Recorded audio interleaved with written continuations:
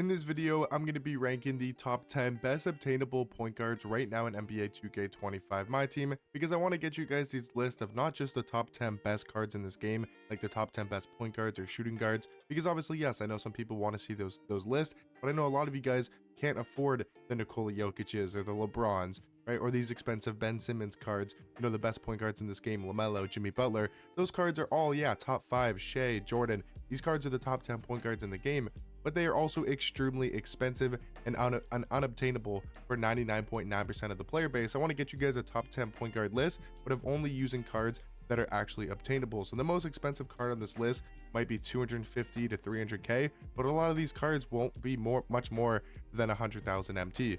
But the number 10 spot is going to be Dark Matter Draymond. Again, he's around like 80,000 MT, 90k, 100k. Like, he's definitely under 100,000 MT. And Dark Matter Draymond is a card that I feel like is super hated on.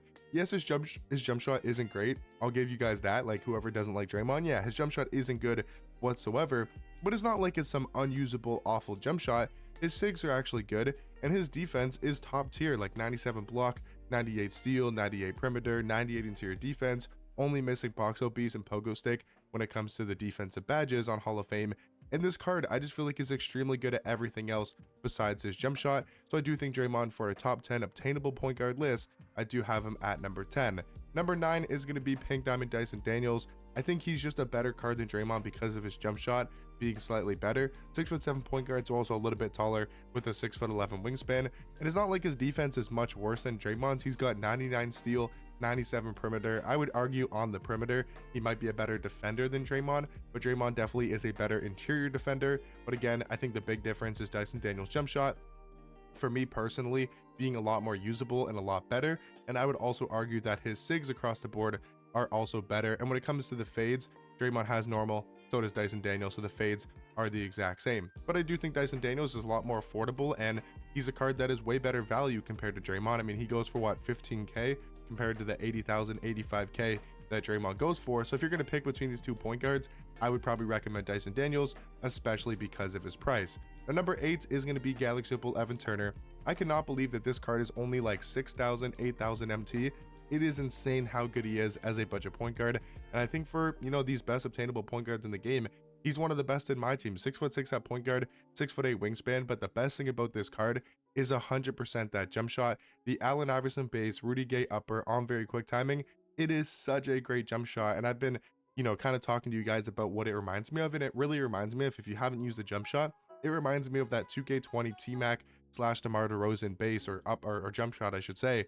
It feels very similar to that, which is an amazing release, very easy to time, has a high release point. He's also got Pro 2 fade, which is extremely good. Really nice to have the Pro 2 fade. Kemba escape is great. Carry behind the back, KD size up, and Jalen Green dribble style are all very, solid SIGs. I would say his defense is a little bit lackluster. So if you want a defensive point guard, yeah, Dyson and Draymond are definitely going to be a better option compared to Evan Turner. But I think as an all-around point guard, because of his jump shot, because of his offense, and still being a solid enough defender, I do think he's the 8th best obtainable point guard right now on my team. Number 7 is going to be Dark Matter Manu Ginobili.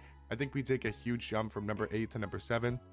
Like, Manu Ginobili is a lot better than Evan Turner because he's got the offensive ability, maybe not as good of a jump shot compared to Evan Turner, but I will say his SIGs across the board are better. He's also got the Pro 2 fade, but he's a much better defender, having a 92 steal, 94 perimeter, having Hall of Fame on-ball menace, a movable forcer, glove, challenger, pick dodger. Like, he's just a better card than Evan Turner across the board. He's going to play more defense. He's going to be faster. He's got better stats. He's got better badges. But I do think Manu Ginobili is one of the best obtainable point guards in the game. I got him here at number 7. Number 6 is going to be Risa Shea. And I will say this card might seem a little bit low to you guys at number 6 and, not in the top 5. But when it comes to Risa Shea, I'm not a huge fan of his jump shot. And I think his SIGs are good. They could be a little bit better, but they're definitely solid for a 6'10" card. He also only does have he also only has a normal fade, not the Pro 2. But his jump shot really isn't that great in my opinion.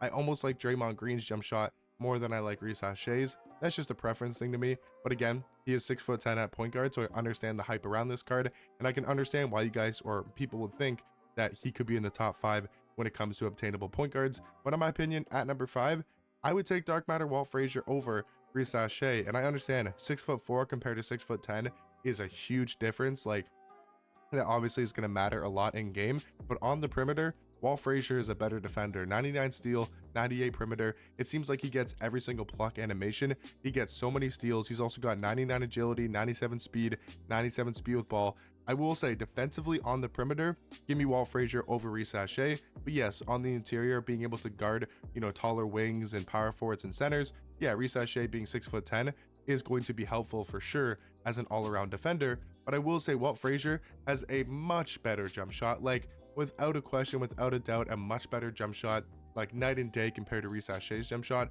He also does have the Pro 2 fade, and his SIGs are good. Maybe they're not as good as Reece Sachet's, but I do think they're on the same level, and that's just the reason why I think Walt Frazier is a better card, because his jump shot is just so much better, his fade is so much better, and also the defense on the perimeter to me does feel better in game.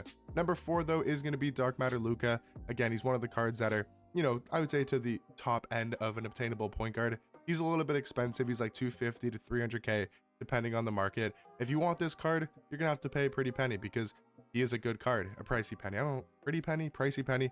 I don't remember the saying, but 6'7" point guard, 6'8" wingspan, and Luka's really good offensively. He brings that great jump shot. Yes, his dribble SIGs aren't great, but his defense is still really good. He's got a wide player build. He's 6'7" at point guard.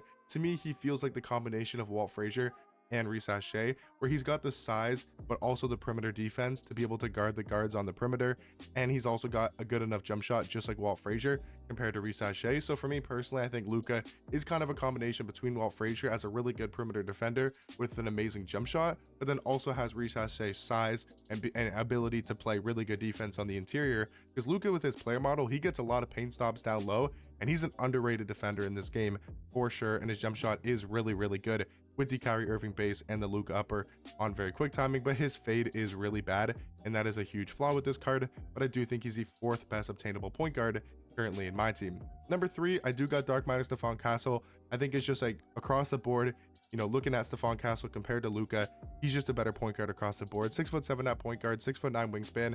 The defense is unbelievably good. 96 perimeter defense, 97 steal.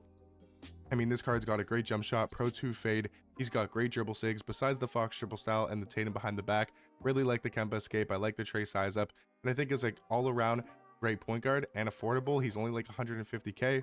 I do think Stephon Castle is one of the best obtainable point guards. But of course, guys, at number 2 and number 1, I think has to be Andrew Bogut and Denny Avia. They are by far the 2 best obtainable point guards in this game. Denny Avia, guys, I don't care how much he's going for. People are saying he's going for like 200k. He is worth that price. People are just starting to realize how good Denny Avia is. He is seriously a top point guard in this game. He's 6'9" with an elite level jump shot. He plays extremely good defense. He's got great dribble SIGs. He's a great slasher. He does everything so amazingly at the point guard position. And then at number 2, I mean, Andrew Bogut is a 7-foot point guard. He was going for like 80,000 MT over the weekend. I do believe he's back up to 100k as of right now. But if we get super packs tomorrow, he's going to go down in price once again below a buy now. But these, in my opinion, are the 2 best the 2 best obtainable point guards right now in this game that I think everybody can afford. And if you guys can't afford Denny, I definitely recommend this card at the point guard position. But that's going to do it, guys, for my top 10 best obtainable point guards list. Hopefully you guys did find this video helpful, and you now know what are the best point guards to buy that are actually obtainable, or at least the best point guards to grind for, like Walt Frazier. But hopefully you guys did enjoy. I'll catch you guys in the next one. Peace.